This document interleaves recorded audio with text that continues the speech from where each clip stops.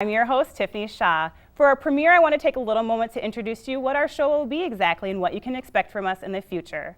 One of our first segments will be local celebrity or public official, or even better, a politician. But we're not so much interested in their specific jobs as much as how they manage their lives doing it. One of our other segments then will be Spotlight on Youth. Some people have given up on the youth of America today, and that's just not the truth. There are amazing young people doing awesome things in our communities every day, and we want to take an opportunity to spotlight them doing those things. And one of our third segments eventually will be Healing Hearts. We're going to take an opportunity to spotlight people who have overcome a traumatic experience, a barrier in their life, or just something that has hindered them in the past that they have now overcome. And they're going to share with us how they're living their life positively now. With that being said, I'm really excited to start our first show off with two amazing young ladies, not just one, but two. We want to introduce you to Sophia Durad and May Kennedy. Hi, ladies. Hi.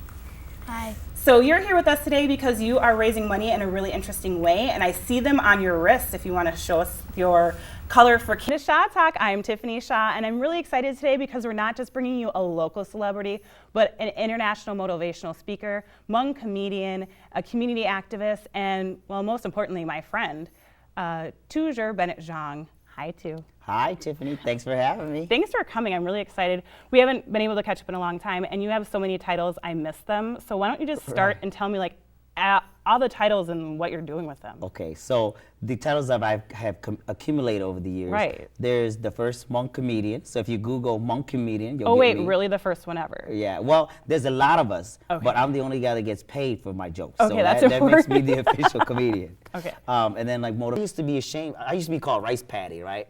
Right. Now I wear a shirt for my show that says "Got Rice." I have one. You know, I love yeah. it. And I used to wear it when I went to St. Paul, and the students all knew who you were. Yeah. They'd see the Got Rice shirt, and they'd be like, toujours, yeah. Yeah. And now, so I use comedy now. And so growing up, like, how do you deal with that? If you look at the comedian greats like Eddie Murphy, right? Right. Chris Rock and Richard Pryor. Right. They grew up in the slums, and, instead of like, making excuses for themselves, they say, Right. we're going to tell our story, and we're going to charge America millions of dollars to tell it, Right. And so that's the genius of America, is that, how do you tell your story? And I was not going to let someone else tell my Hmong American story. Exactly. Yeah, so when I started, like, Well, to wrap up, I'm biracial, and I Right. have, my own niche, and I really feel, talking about seeing it as an advantage that you are kind of a mediator between cultures at all Right, times. right. And I feel that's an advantage for myself always too.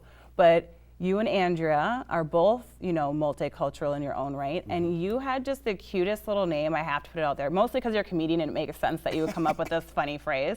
But share your ethnicities and what your child, because I know you're gonna have, well, if you had your way, you'd have 10 Right. children. Nah. I don't know if Andrea's necessarily on board with that many, but what would your Okay. children be? So I tell them, Andrea is comes from a mixed, background. Right. My mother-in-law is, so her dad is Native American, Black.